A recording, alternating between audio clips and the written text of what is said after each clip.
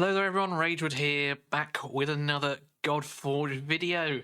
A day later than normal because the Fateless team were having a few troubles, but it is here now and we have been told it is a pretty spicy one. So I have some frozen Haribo because that's the way to eat them, and we're going to jump into this together. So without further ado, let's get into it.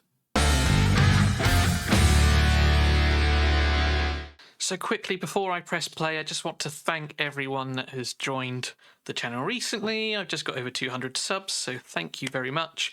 Etheria has been great. A lot of you appear to have enjoyed that, and I will continue to do content on it once it's back open. But yeah, just wanted to say thanks on that front. This is going to be the same starter heroes that you will be able to select for the alpha, which is due to come through in July as well, if we stay on track.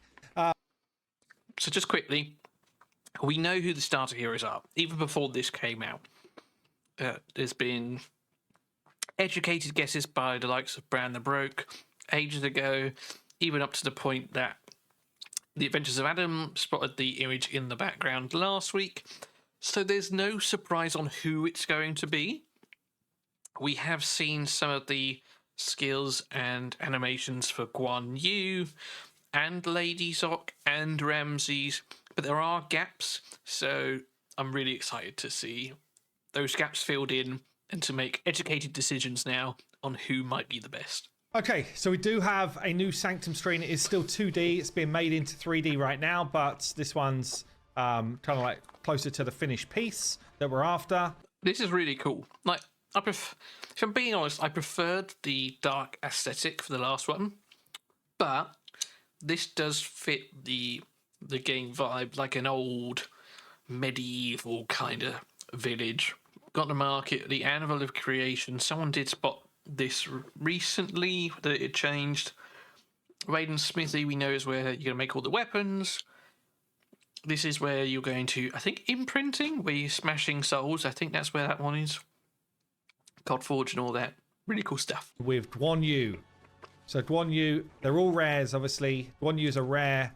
He is a slayer who basically specializes in damage. And this is interesting because I've been having this conversation with a few people about, what is the difference between slayers and brawlers and all that kind of stuff. So I like that it's written out clear for everyone to see here. The specialized combatants designed to annihilate enemy foes swiftly and effectively, possessing less defensive capability than other archetypes. Slayers trade resilience for unmatched offensive prowess. Yeah, I like that. And you say, when we see Defender and Invoker and all the others, presumably they will have a tooltip similar to this, and I like that because it just helps any new players to the genre define exactly which hero is being used for what, which is good. He is from the Order faction or alliance. Okay, this is fascinating. This hero has aligned themselves to Order, the great architect, artisan of the cosmos, she who craves control, protector of what is. So Order is, that would, like, the way that's worded suggests that there is another higher being, kind of like Terra was to the Olympians. I think it was Terra. Yeah, like there is someone else of a higher power than the gods themselves, like primordial beings, that kind of stuff. So this, whoever this Order is also known as the artisan of the cosmos, she who craves control. I wonder if we can Google that quick. So I've just had a quick look at a few different things, and there seems to be conflicting information on what it is in real life. So there is a possibility this is a character that's made up inside Godforge's own lore and mythos, which is really cool. Again, another conversation we've had in the Fateless Discord in the general chat, about lore, and it leaves it open to having an immersive lore, leaves it open to potentially expand the game beyond a hero collector to like an RPG, that kind of thing. But that I did not expect to see, and is really cool. Adds a lot of intrigue. I like that. So he has got a 20% in all battles increased attack ability. And you'll see that they all have that aura. So that's going to be a standard aura that everyone starts with. His basic Cold Steel attacks an enemy for X damage. Obviously, that will say what it is. We do have a little details button that tells you like the percentage multiplier from his attack stats. So this is 300% attack multiplier. Still some weirdness here, but we know about it. If the target is under drain, deals additional damage equal to 5% of the target's max HP. So you've got enemy max HP of drain. So that is interesting. So drain, we believe to be similar to like a lifesteal sort of ability, right? It'd be good to see whether this is on the other ones as well. The reason I say that is deals damage equal to 5% of the target's max HP. If you're fighting a clan boss or any kind of boss where the HP pool is escalated tremendously, that's going to be a lot of healing back, similar to what War Master does in Raid, for those of you who have played Raid. But only this time it's built into the kit rather than requiring a gear set to allow to do that, or even a mastery. So definitely a boss killer kind of mechanic on this skill 1 or basic, and will work really even better with ally attacks, that kind of thing. So for the core ability then, Crescent Slash.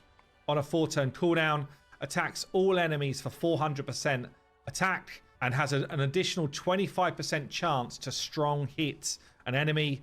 If the enemy is defeated, reduces the cooldown of this ability by a turn. Okay, so that's going to be good for wave clearing. 25% chance for a strong hit. I don't think we know the exact sort of references behind that or the percentages. You would believe that you can see he's red if he's fighting green, cunning, then he has that elemental advantage, so he would strong hit against them.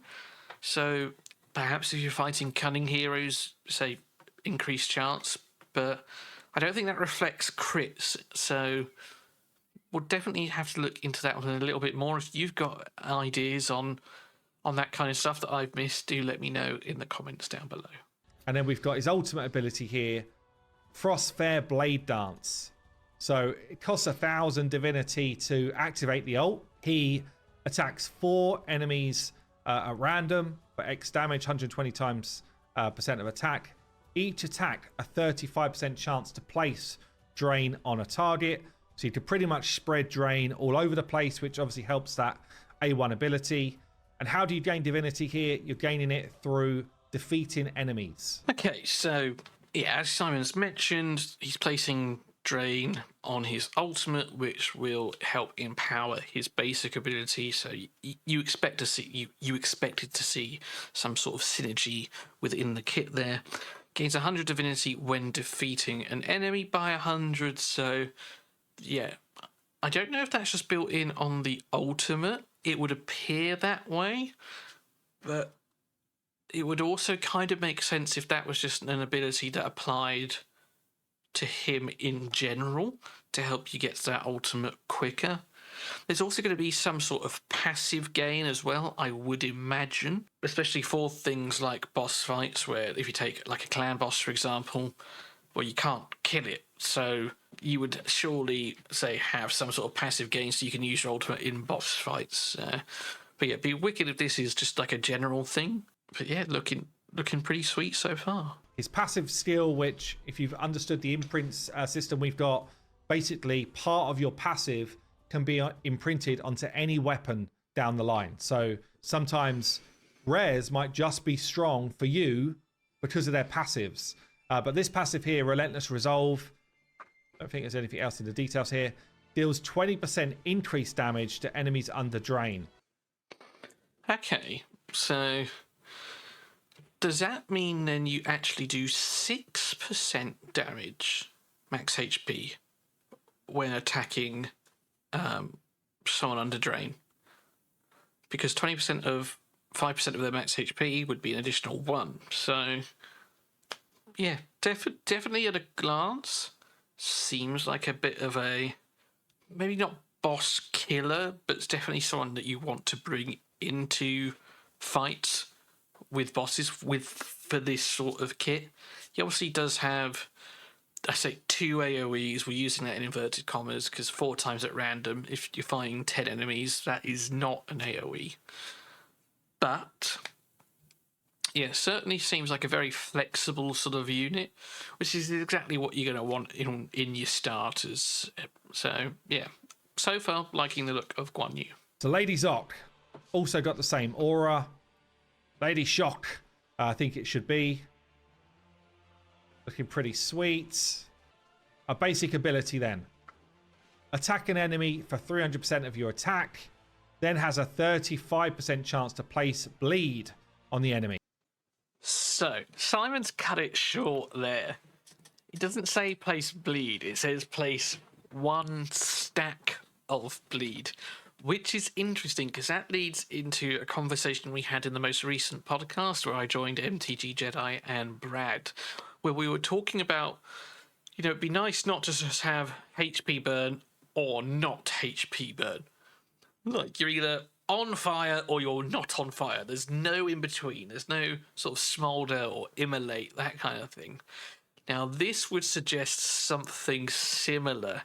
1 stack of bleed. You know, if I've cut my finger, okay, it hurts, but it's not the end of the world. But if I have like 100 cuts on my finger, then I'm going to start bleeding out. So this opens up a whole plethora of things for damage over time effects, which I believe bleed is going to be. But yeah, that is interesting. I wonder if we'll see what bleed does in the video. I imagine not, but I like the wording of 1 stack specifically, suggesting that you can pile up bleed stacks. Now, whether it goes sort of bleed and then like a little 2 in the corner, or whether it's like poisons on the raid clan boss where it takes up debuff space and you can only have 10 debuffs. I hope it doesn't do that. I hope that it stacks upon itself, so you can have bleed, you can have drain, you can have curse, you can have all these other things rather than just like filling up a debuff sort of bar. Hopefully that makes sense. That's what I would like to see. For the core ability, Vision Serpent attacks all enemies for 400% attack and has an additional 25% chance to strong hits. If the enemy is defeated, place speed up 2 on this hero for 2 turns. So we've still got that sort of similar to Guan Yu, 25% additional chance to strong hit. Another AoE as well. So I imagine this is going to be a common thing amongst all 3, including Ramses. If an enemy is defeated, place speed up 2 on this hero for 2 turns. Now, what I'm not fond of is, like, if you kill an enemy wave and then you move on to like the next stage of the mission or story, like in Raid, you've got like 3 sort of stages.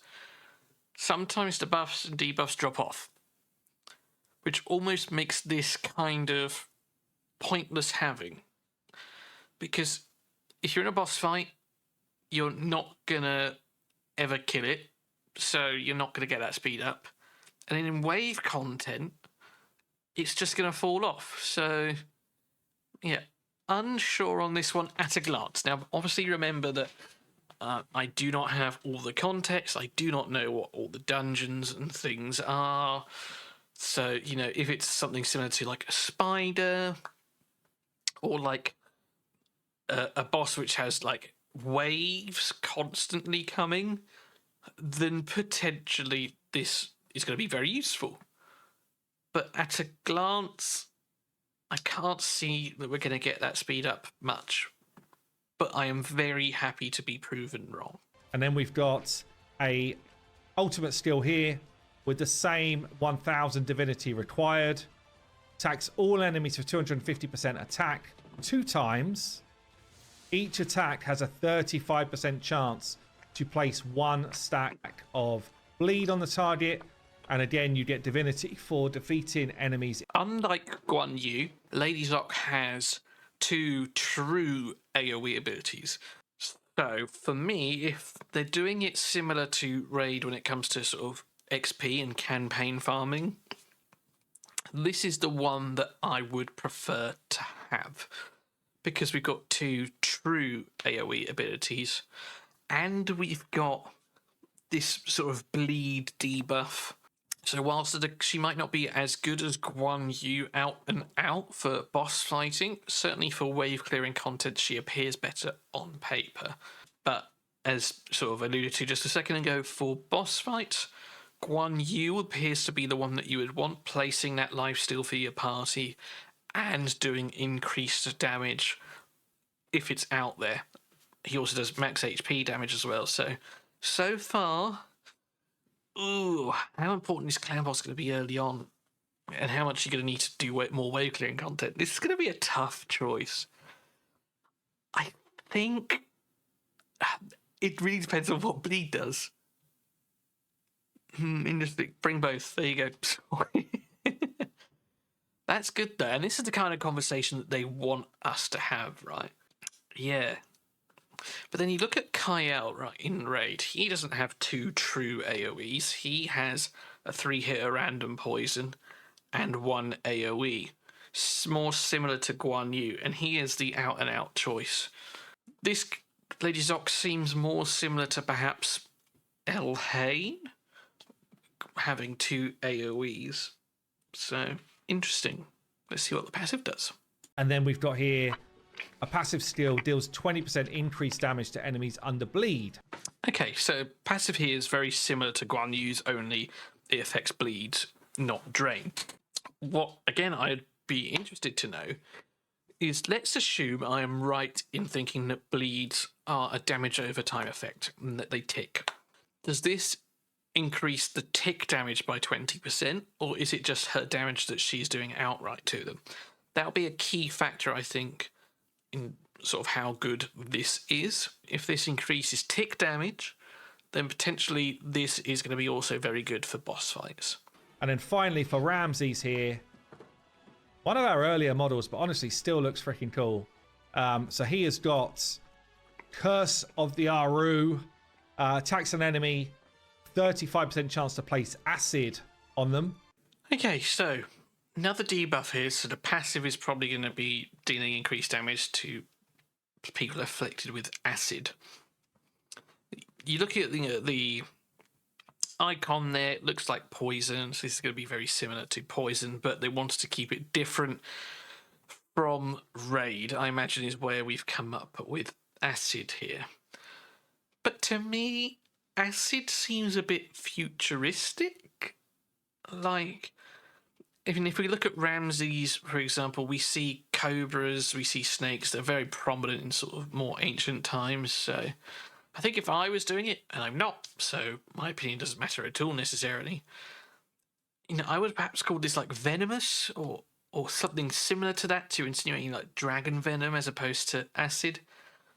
That, because to me that just sort of feels more sciencey and futuristic. But all of that aside, though, it's going to be another debuff. It's going to be another possibly ticking debuff. So Guan Yu is very much bringing you that sort of lifesteal mechanic, whereas at a glance the other two are bringing us that sort of damage over time effect. The core ability is a 400% attack hit. Again, additional chance to strong hits. If an enemy is defeated, increase the turn meter of this hero by 30%. The issue I have with this is similar to that on Lady Zox. Again, it entirely depends on how things work. If you clear the wave, you go back to 0 anyway. So, again, you're not really going to benefit from that 30%, I would imagine. But once again, happy to be proven wrong and things like that. But Guan Yu definitely seems like the one who's going to benefit the most. He gains cooldown on the ability, which is very much better in my eyes, because this is a 4-turn to start with. So he will benefit from that. Whereas, again, at a glance, I don't think these will. And then we've got the ultimate. Attacks all enemies for 500% damage, with a 75% chance of placing acid on each enemy for 2 turns. Same type of vibe in terms of how they gain divinity. And then we've got General of the Nile was the passive. deal 20% increased damage to enemies under acid. Once again, as expected, doing more damage to acid.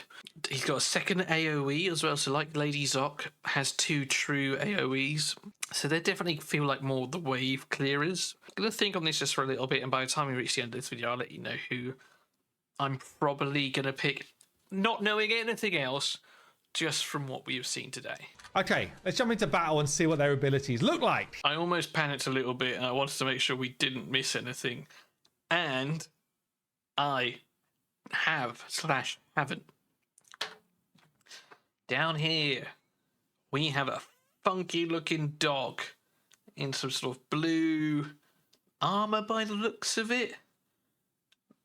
Looks like it's, I say void or eternal, as I said. I think it is actually going to be, because that's what the shards are called. Which means the jackals of Duat, and potentially that is regular jackal, are different. They're not. It's not necessarily just a glow up. So that is interesting. We've got that there. Then let's start with Guan Yu. I've turned on ultimates so that I could just instant ult. Just so you know as well, for those that have been asking, we are working on playtesting different camera views for people that are looking for that. It's definitely on our radar. Let's start with the Guan Yu base ability, actually. Basic ability comes in with the smack. Now let's jump to the core ability. We get the swing, and down they go. And then on to the ultimate ability here, where he gives the jump in, brings down all the spears of ice, and gives them a smack. Obviously, also with the ability to place Drain, which will empower our A1 ability as well. Right then, onto Lady Shock. Coming in with her basic ability, gives people the smackdown. We've got her core ability here, coming in with the big baseball bat hit, taking people to the floor. And then her ultimate ability brings in the whack, with the chance to apply that bleed debuff. Lastly, let's check out Ramses then with his A1 ability. We've seen it now a few times, but damn, it still hurts. We then get his core ability coming in with the scream. And lastly, we can try his ult as well. The flail going across all enemies, and one shots the lot. So I guess, who do you want to try? Who's going to be your first starter when you're playing in the Alpha experience? So there we are. That is the end of the video. So, who would be my choice? You're going to want a bit of survivability. Now, not knowing the context of acid or bleed, for me, my choice as it stands is going to be Guan Yu. So I think there are a couple reasons for it. From Raid, again, we know that lifesteal is key for helping you to survive longer. And there's no point, even though I think long-term Lady Zoc and perhaps Ramses will do more damage with their debuffs, there's no point taking those if you can't get to the boss to begin with. And I think Guan Yu will help us do that with his lifesteal sort of built-in mechanic. And then when we do get there, he's got that max HP hit on his basic. He doesn't have 2 true AoEs, but again, I'm thinking to sort of Kyle, and he doesn't have 2 true, and he can still get through it and be your number 1 campaign farmer. So I'm kind of looking at it from that angle, and I reckon he'll help us getting up to the boss. Yeah, he's my choice right now. That might change once we find out what bleed does or acid. You know, if they're particularly strong, it could very easily be that, because they have those 2 AoEs and that debuff. But I guess we'll have to wait till another video to find that out. So thank you very much for watching. Take care, look after yourselves, work hard, as always, play harder, and I'll see you in another one soon. Cheers.